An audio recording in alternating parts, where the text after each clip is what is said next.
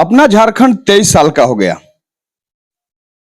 साल बदला, लेकिन सवाल कितना पूरा हुआ? साल तो पूरा हुआ, हालात कितने बदले? इसी जानकारी को हमसे साझा करने के लिए आज हमारे साथ बिंदास न्यूज के खास कार्यक्रम 23 के झारखंड में मौजूद हैं पूर्व मंत्री गिरिनाथ सिंह।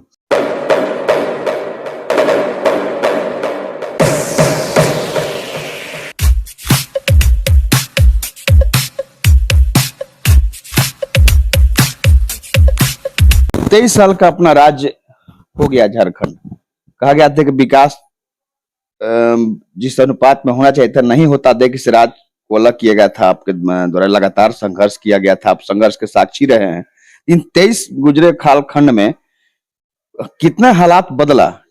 साल केवल बदला कि सवाल भी? नहीं, आपका जो आज सवाल है बिल्कुल प्रासंगिक है। जितने सभी लोग, हम लोग, आप भी हैं उसमें, सभी लोग, पूरे लगभग 3.5 करोड़ की आबादी है झारखंड की। इस 23 साल में आबादी ही बढ़ी है 20-25 लाख। तो सभी झारखंड वासियों को बड़ा भारी उम्मीद था कि 15 नवंबर 2000 की जो राज बना, जो अपेक्षा थी आम लोगों का, झारखंड के लोगों का, खासकर नौजवानों का, जो इस किसान थे, मजदूर थे, कि झारखंड राज्य हमारा बन जाएगा तो हमारी गरीबी दूर हो जाएगी और सुख सुविधा बढ़ेगा, हर स्तर का चीज हमारा बढ़ेगा। बड़ा भारी अपेक्षा थी। लेकिन आज के तारीख में अगर हम देखें तो मोर वाली स्थिति हमको नजर आती है। मोर जब नाचता है तो बहुत सुंदर दिखाई पड़ता है, अपने भी और पूरे विश्व को नजर आता है। लेकिन वही उसका नजर अपने पैर पर चला जाता है तो फिर उसकी सारी खुशी काफुर हो जाती है। जितना अपेक्षा था उतना ही ज्यादा उपेक्षित हुए यहाँ के लोग, यह मैं मानता हूँ, क्योंकि मैं भी मूल वासी हूँ झारखंड का, और आम आवाम के लिए ही हम लोग झारखंड की लड़ाई लड़े थे। जिस दिन झारखंड को अलग करने का प्रस्ताव बिहार विधानसभा में हमने रखा था तो सारे लोग हमारा मजाक, हंसी उड़ा रहे थे। तत्कालीन हमारे नेता भी उस समय के लोग हम लोगों को दूसरे दृष्टि से लगे देखने, लेकिन हम लोग कहा कि देखिए ये मूल लड़ाई हम लोगों की है और झारखंड को बंटने दीजिए, अब इसमें आप रोड़ा मत बनिए। जो बीत गया सो बीत गया, अब कम से कम हम लोगों को इस तरह से प्रताड़ित होने का अवसर मत दीजिए। लेकिन जो स्थिति उभर के आई है 23 साल के बाद भी, जितने लोगों की अपेक्षा थी उसके विपरीत सारे लोग उपेक्षित हो गए। रोजी रोजगार तो छोड़ दीजिए, पलायन नीति बन गई है अब झारखंड की। और स्थिति यह मैं देख रहा हूं कि पता नहीं क्या हो गया है, लगता है शराब लग गया है झारखंड को, कि जितनी बेरोजगारी पहले थी उससे बेसी बेरोजगारी बढ़ गई। जितने साधन सुविधा थी, चाहे कृषि के क्षेत्र में और भी में, कुछ सड़क वड़क जरूर बना है, इससे हम इनकार नहीं कर सकते हैं, लेकिन सिर्फ सड़क बन जाए इससे तो समाधान नहीं होगा समस्या का ना। आम लोगों का था कि हम लोगों को रोजी रोजगार मिलेगा, हमारे बच्चे आगे बढ़ेंगे, नए नए जगहों पर जा करके हम अपना नाम आगे बढ़ाएंगे। लेकिन आज भी हम उपेक्षित हैं, यह बड़ी दुर्भाग्य की बात है और विडंबना रही है। हम किसी पर दोषारोपण नहीं करें, मेरी भी जिम्मेवारी है झारखंड के लोगों के लिए, लेकिन पता नहीं क्या हो गया है कि जिस उद्देश्य से झारखंड बना आज भी वह उद्देश्य निर्मूल है। अगर पलायन न करे, गांव के गांव देखिए खाली हो जाएगा, यही पर्व त्योहार में लोग गांव में आते हैं। तो आने वाले समय में इस बात का हम सबों को संकल्प लेने की जरूरत है कि जिस आशा और विश्वास के साथ राज बना, इसी के बगल का राज्य चले जाए छत्तीसगढ़, भी हमें मुझे 1 महीना रहने का मौका मिला, वहां की जो व्यवस्था देखे, यह नहीं है कि वहां राम राज कोई हो गया है, ऐसा नहीं है, लेकिन यहाँ से बेहतर स्थिति है वहां का, छत्तीसगढ़ का। यह मैंने बहुत नजदीक से देखने का, चाहे सड़क का है, पुल पुलिया का हो, गांव स्तर पर काम अच्छा हुआ है, शिक्षा में भी अच्छा काम हुआ है, शहरी क्षेत्र में भी अच्छा काम हुआ है। लेकिन उसके बनिस्पत रांची चले जाइए आप, आज 23 साल के बाद एक रांची में फ्लाईओवर का निर्माण अभी हो रही है, 23 साल के बाद। जबकि वहां मैंने देखा छत्तीसगढ़ में कि कोई ऐसा शहर नहीं है, छोटा शहर भी, जहाँ फ्लाईओवर नहीं हो, क्योंकि रांची में एक नया इस साल प्रारंभ हुआ है 22 में फ्लाईओवर बनना है। एक उदाहरण मैं दे रहा हूँ। तो आने वाले समय में झारखंड राज्य में नियोजन हो। अब हम लोगों का जो HEC था, मैं उदाहरण दे रहा हूँ, HEC आज का HEC नहीं है, बरसों पहले का HEC है, लेकिन आज बंद होने के कगार पर है। चाहे जो भी सरकार हो, प्राथमिकता के आधार पर मैं आग्रह करूंगा इस सरकार से कि एचईसी को किसी भी परिस्थिति में बंद नहीं होना चाहिए। आज उत्पादन बंद है, सारे मजदूर, सारे कारीगर सब सड़क पर हैं और लोग परेशान हैं। नया उद्योग नहीं लग रहा है, लेकिन जो उद्योग चल रहा था उसकी बंद होने की स्थिति हुई। आखिर हो क्या रहा है, किसके लिए राज बना था? और उसके विपरीत आप चले जाइए दूसरे राज्यों में तो नए नए उद्योग लगे। बगल में उत्तर प्रदेश में देख रहे हैं, नया जेवर एयरपोर्ट बन रहा है, नया इंडस्ट्रियल एरिया बन रहा है।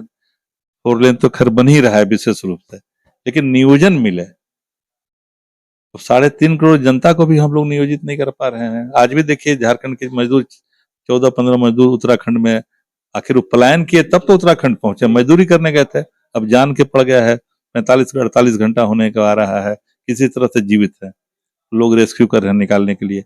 पलायन रुके, मैं उदाहरण के तौर पर दे रहा हूँ, 23 साल के बाद भी यहाँ के लोग बिना पलायन का यहाँ रह ही नहीं सकते हैं, क्योंकि रोजगार नहीं है, कोई उद्योग नहीं है।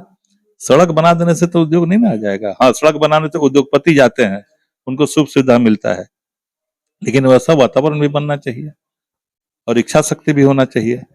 जब भी झारखंड की स्थिति लिखने की बारी आती है तो एक बात लिखते हैं, जब बोलना होता है तो बोलते हैं कि नहीं बदले हालात यहाँ के, कहने को हुक्मरान बार बार बदलते हैं। सरकारें बदली, हालात बदलने से कहीं ज्यादा सरकारें यहाँ बदली।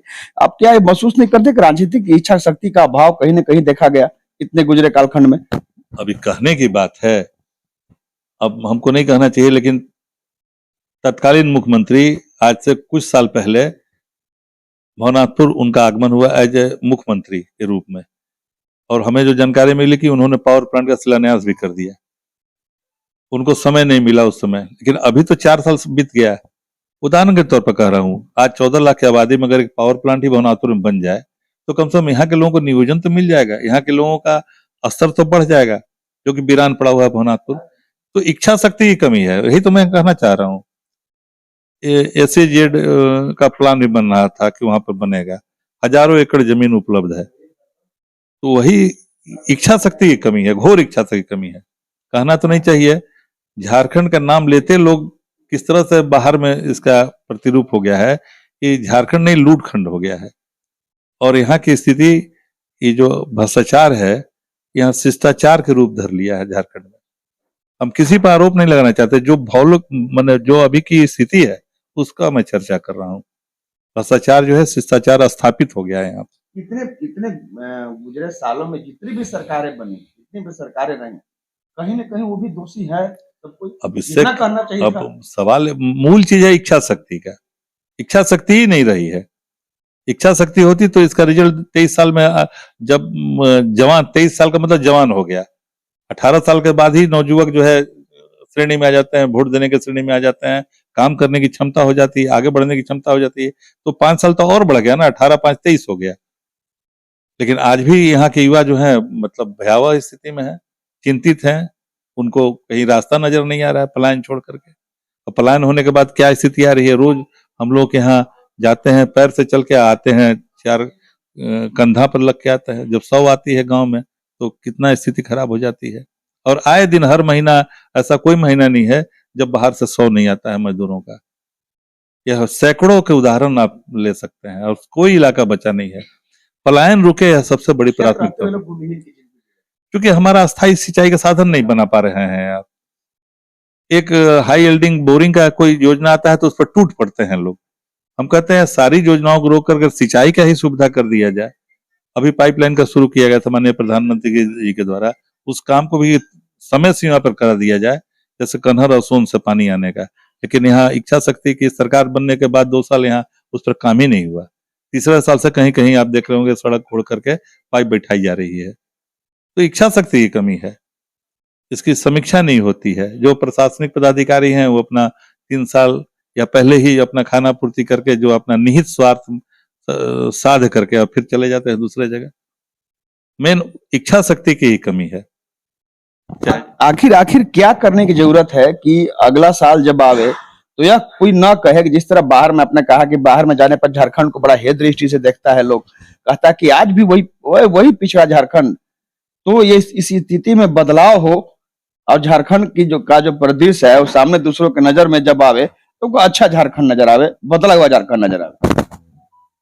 यह तभी संभव है जब प्रतिनिधि चुन करके जाते हैं और संकल्प लेते हैं कि हम इस राज्य के लिए कृत संकल्प हैं और वही काम करेंगे जो राज्य हित में हो।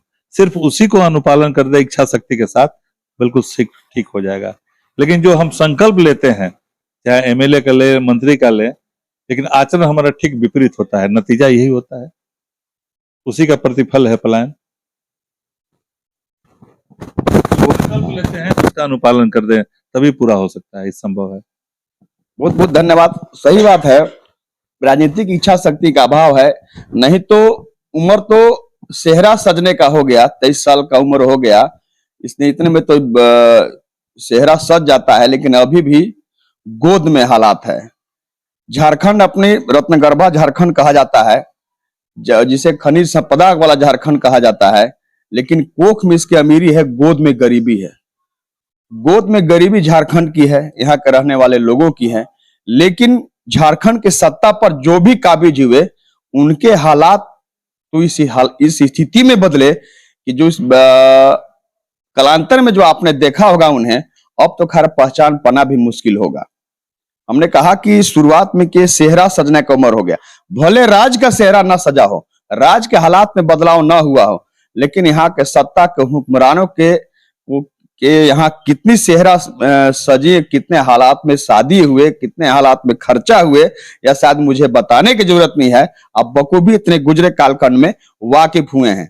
जरूरत है कि राजनीतिक इच्छा शक्ति को मजबूत करके और यहाँ पर सही मायने में विकास की राशि को धरातल पर पूरी तरह से पारदर्शिता और ईमानदारी से अमली जामा पहनाने की, ताकि बाहर में रहने वाले लोगों के मन में जो परिदृश्य है झारखंड की, पिछड़े झारखंड की, ये जो कलंक है वह कलंक धुल सके। वो अगला साल जब आवे, जब एक बार फिर हम कहें कि हम 24 का झारखंड में पहुंच चुके हैं, 24वें साल में पहुंचे हैं, अब झारखंड पहले से बहुत ज्यादा बदल चुका है, अब बदलने के राह पर तेजी से अग्रसर है।